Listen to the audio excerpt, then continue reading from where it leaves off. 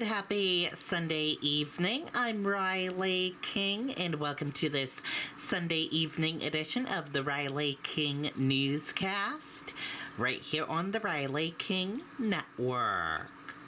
We have a lot of news to get to this Sunday evening, so let's get started right now.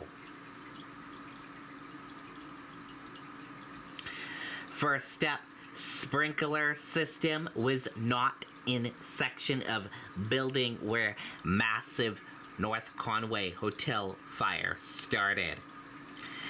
Section of building was built prior to sprinkler requirements. Let's take a listen to that video from WMUR News 9.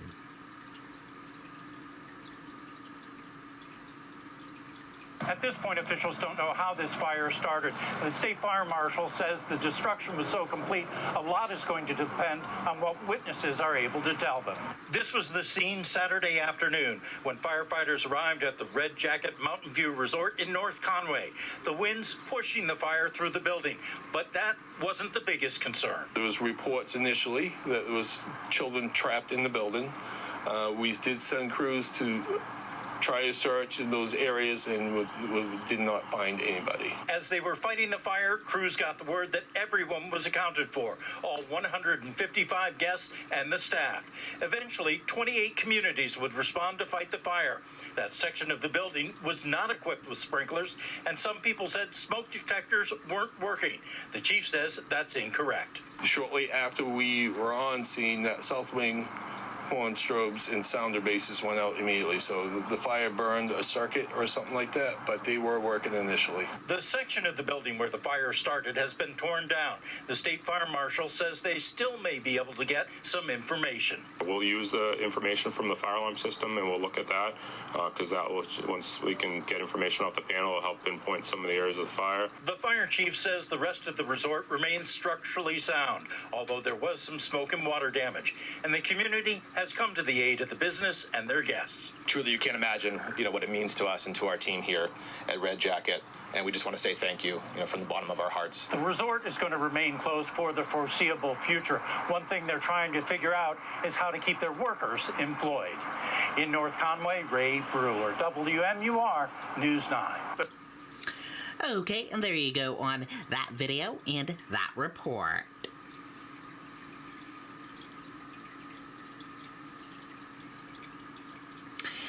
Guest seen jumping from balconies of burning North Conway Hotel.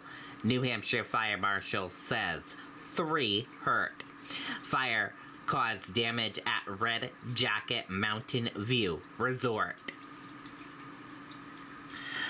Firefighters battled a large fire Saturday at the Red Jacket Mountain View Resort in North Conway. The New Hampshire State Fire Marshal's office said they responded to the scene on White Mountain Highway. Guests were seen jumping from upper level to lower level balconies before safely escaping on the ground, according to the New Hampshire Department of Safety. 2 firefighters and 1 civilian were treated at the scene for injuries that are not life-threatening, according to the department. They were sent to Memorial Hospital as a precaution. The department said there are no reports at this time of any unaccounted for guests. Evacuees were offered to stay at a nearby resort, according to the Department of Safety. The North Conway Fire Department responded to a 2:47 p.m. call reporting a fire at the resort. The first crews said they saw heavy fire and smoke pouring from where patrons were evacuating on the 3rd floor in the south wing of the building. Firefighters said strong wind gusts challenged them as they took down the fire. Conway Fire Chief said 75 rooms were burned off of the hotel, and part of the structure could collapse. It's a calculated risk, Conway Fire Chief said. We have to get the fire extinguished, so we weigh what we are able to do to extinguish the fire versus the risk of doing it. Red Jacket released a statement about the fire Saturday afternoon. At this time, the North Conway Fire Department and area partners are working to extinguish the flames. Guest safety remains our utmost focus as we continue to work closely with emergency crews. One guest said she is glad she and her son are safe. I didn't hear a smoke alarm or anything, she said. I just kept hearing people say they're evacuating. A resident from North Conway said this is a loss for the area in many ways. When I arrived in one of the rooms, it was just this bright flaming orange ball of fire, she said. As soon as we got towards the hotel, you could see smoke everywhere. A person who is visiting in the area. Witness pictures and video showed large flames and thick smoke billowing out of the building. Drone video from above the scene showed the exact of the damage throughout much of the resort. There's no word what started the fire. The fire chief said 27 agencies assisted North Conway in the fighting the fire. Part of Route 16 was closed for a few hours, according to Conway police. The road has since reopened, but officials said to avoid the area if possible. The fire marshal's office remains on scene as they investigate the fire. Anyone with information can call their office at 603-223-4289.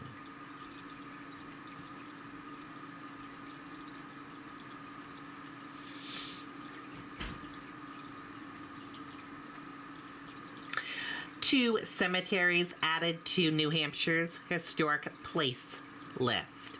Let's take a listen to that video from WMUR News 9. Welcome to your world, your why. What drives you? What do you want to leave behind? That's your why.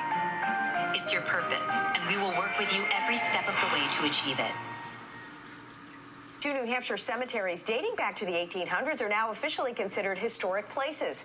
The State Division of Historical Resources registered the Lakeview Cemetery in Center Harbor, saying it was selected because of its innovations in funeral-related art from 1809 to 1964.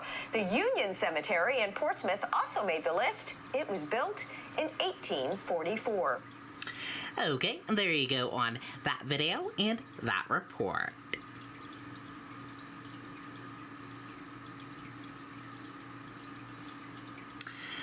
Bills aim to help victims of human trafficking in New Hampshire.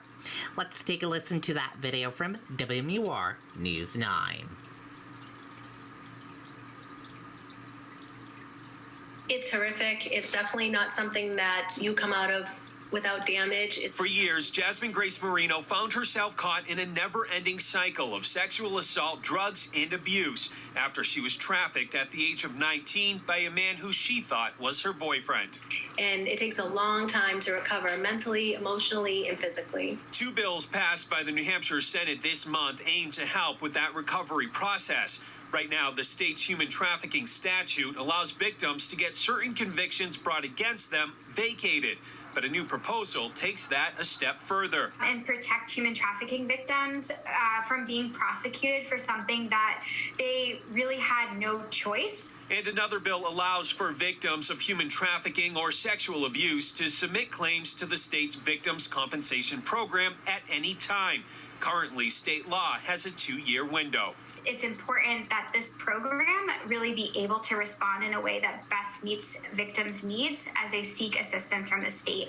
So it codifies in law that they can support and receive claims from human trafficking victims. This is a good way to help victims that are trapped in the cycle without just legalizing the whole entire thing, right? But actually adding safeguards in there for women, again, victims who are trapped in the situation, to find a way out and to recover. And now both bills received bipartisan support. They now move on to the governor's office. Reporting live in the newsroom, I'm Tim Callery, WMUR News 9.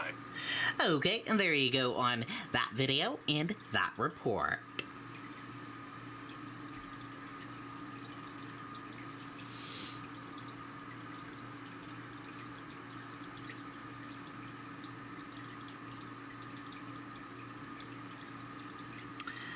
Authorities search for missing corrections officer and inmate in Alabama. Let's take a listen to that video from ABC News. We have never been accused of being flashy, fancy, or cool.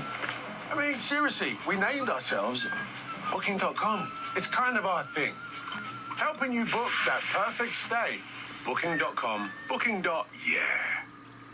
Now to the urgent manhunt this morning. A man facing capital murder charges vanishing with a corrections officer in Alabama. ABC's Elwin Lopez has more. This morning, an urgent manhunt underway in Alabama. Authorities combing the region looking for corrections officer Vicky White and capital murder suspect Casey White. We're using every resource available to us to ascertain where they may be. 9:40 Friday morning, Lauderdale County Sheriff Rick Singleton says the two, who are not related, were last seen when Officer White said she was taking the inmate to court, breaking protocol by going without a second officer. As early as 11 a.m., the patrol car the two took from the detention center was spotted in a parking lot at a nearby shopping center, but no sign of the two. All the evidence at this point leads to the fact that she assisted with the escape. We've not been able to determine, did she do that willingly, or was she somehow coerced or forced into assisting with it? And it wasn't until 6 hours later, 3:30 Friday afternoon, that an alarm was raised. Officials say the officer told someone she wasn't feeling well and was going to the doctor after dropping off the inmate. But that inmate had no scheduled court appearances that day, and she never went to an appointment. The assumption was that she had gone home sick. The focus now, the safety of Officer White and the community at large. He's been charged with capital murder, so obviously he's a dangerous guy. Even though she may have helped him escape, she still could be in danger. And the sheriff tells us that officer has been with the department for nearly 17 years with an unblemished record. As for that inmate, officials say this isn't the first time he's tried to escape. Janae? Ellen, thank you so much. Well, hey there, GMA fans. Okay, and there you go on that video and that report. And that does it for this evening edition of the Riley King Newscast, right here on the Riley King Network. Thank you for tuning in and watching. Have a great evening. Good night. Goodbye.